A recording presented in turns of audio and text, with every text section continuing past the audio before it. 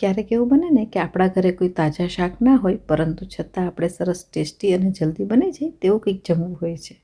તો એ વખતે તમે આ શાક ટ્રાય કરજો. ફટાફટ બની પણ જશે, ટેસ્ટી પણ લાગશે અને ઘરના બધા લોકોને તે પસંદ પણ પડશે. અને સ્પેશિયલી પૂરીની સાથે તો આ શાક ખાવાની બહુ જ મજા આવે છે. તો ચાલો ફટાફટ જોઈ લઈએ આ વટાણા બટાકાનું કોરું શાક કઈ રીતે બનાવાય છે અને તેની માટે આપણે કઈ કઈ વસ્તુની જરૂર પડશે. અને આ બધી વસ્તુ તો એવી છે ને કે જે લગભગ દરેકના ઘરમાં હોય જ છે. હું છું મમતા ભટ્ટ અને મારી ચેનલમાં તમારું ઘણું સ્વાગત છે. તો સૌથી પહેલાં આપણે એક કઢાઈમાં લગભગ 3 ટેબલસ્પૂન જેટલું તેલ લેવાનું છે. શાક કોરું છે ને એટલે તેલ થોડું વધારે પ્રમાણમાં લઈશું. તેમાં 1 ટીસ્પૂન જેટલી રાઈ, 1/2 ટીસ્પૂન સૂકી મેથીના દાણા અને સાથે જ 1/2 ટીસ્પૂન જેટલું જીરું એડ કરીશું. અને આ ત્રણેય વસ્તુ જ્યારે સારી રીતે તતડી જાય ને તે પછી તેમાં 4-5 કળી લસણને આ રીતે ઝીણું સમારીને એડ કરીશું. આજે આપણે કોરું શાક બનાવી રહ્યા છીએ તો તેમાં લીમડો વચ્ચે ના આવે ને તે માટે મેં 8 થી 10 મીઠા લીમડાના પાનને ઝીણા સમારીને તેમાં એડ કર્યા છે. સાથે જ 1/4 ટીસ્પૂન જેટલી હિંગ એડ કરી બધી વસ્તુને લગભગ 1 મિનિટ સુધી આપણે સાતળી લઈશું. ગેસની ફ્લેમ આપણે મીડિયમ રાખવાની છે. અને તે પછી તેમાં એડ કરીશું લગભગ 200 ગ્રામ જેટલી સમારેલી ડુંગળી. ડુંગળીને આપણે બહુ ઝીણી નથી સમારવાની, થોડી મોટી રહે ને તે જ રીતે સમારીશું અને 1 મિનિટ સુધી સાતળી લઈશું.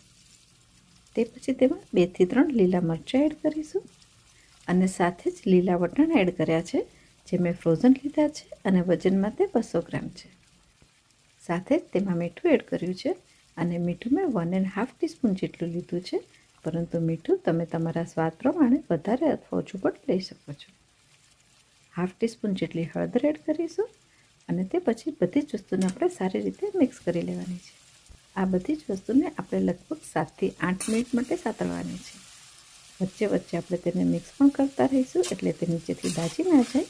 અને ડુંગળી અને વટાણામાં મીઠું એડ કર્યું છે ને તેને લીધે તે પાણી છોડશે અને આ રીતે જ્યારે થોડું જ પાણી તેમાં રહી જાય ને તે સમયે આપણે તેમાં બાકીના સૂકા મસાલા એડ કરીશું. 1 ટીસ્પૂન લાલ મરચું, 2 ટીસ્પૂન ધાણા જીરું, 1/2 ટીસ્પૂન જેટલો ગરમ મસાલો અને સાથે જ લગભગ 1 ટેબલસ્પૂન જેટલી કસૂરી મેથી. કસૂરી મેથીને આપણે આ રીતે હાથમાં લઈ થોડી મસળીને એડ કરીશું એટલે તેની ફ્લેવર ઘણી સારી આવશે. અને હવે આ બધી જ વસ્તુને આપણે એકદમ સારી રીતે મિક્સ કરી લેવાની છે અને લગભગ 2 થી 3 મિનિટ સુધી સાતળીશું. અને વચ્ચે વચ્ચે તેને મિક્સ પણ કરતા રહીશું એટલે તે નીચેથી દાજી ના જાય. અને 3 મિનિટ પછી આ બધી જ વસ્તુ સારી રીતે સતળાઈ ગઈ હશે અને તેમાં હવે કોઈ એક્સ્ટ્રા પાણી પણ નહીં રહ્યું હોય.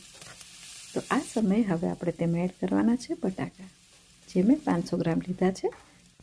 અને બહુ નાના પણ નહીં અને મોટા પણ નહીં તે રીતે મેં બટાકાને સમારી લીધા છે. બટાકા સારી રીતે બફાઈ જાય તે બહુ જ અગત્યનું છે. તો મેં બટાકાને કુકરમાં 5 વિસલ આવે ને ત્યાં સુધી બાફી લીધા હતા. તેમાં એડ કરીશું હવે સમારેલી કોથમીર અને પછી ફરીથી બધી જ વસ્તુને સારી રીતે મિક્સ કરી લઈશું. અને જ્યારે સારી રીતે મિક્સ થઈ જાય ને તે પછી તેને ઢાંકણ વડે ઢાંકી અને ફક્ત 2 મિનિટ સુધી જ રહેવા દઈશું એટલે મસાલા અને બટાકા એકબીજા સાથે સારી રીતે ભળી જાય. તે પછી ગેસની ફ્લેમ બંધ કરીશું અને બધી જ વસ્તુને એકવાર સારી રીતે મિક્સ કરી લઈશું. અને જો તમને મારી આ રેસીપી પસંદ આવે તો વિડીયોને લાઈક, તમારા ગ્રુપમાં શેર અને ચેનલને સબસ્ક્રાઈબ ના કરી હોય ને તો જરૂર સબસ્ક્રાઈબ કરજો. આ શાક પૂરીની સાથે ઘણું જ ટેસ્ટી લાગતું હોય છે. તો તમે પણ આ રીતે વટાણા બટાકાનું કોરું શાક જરૂર ટ્રાય કરજો. ઘરમાં દરેકને પસંદ આવશે. અને તમારા અનુભવ નીચે કોમેન્ટ બોક્સમાં મારી સાથે શેર કરવાનું બિલકુલ ના ભૂલતા. તો ફરી મળીશું એક નવી રેસીપી સાથે અને ત્યાં સુધી by. Cook tasty, stay healthy. Take care. Thank you.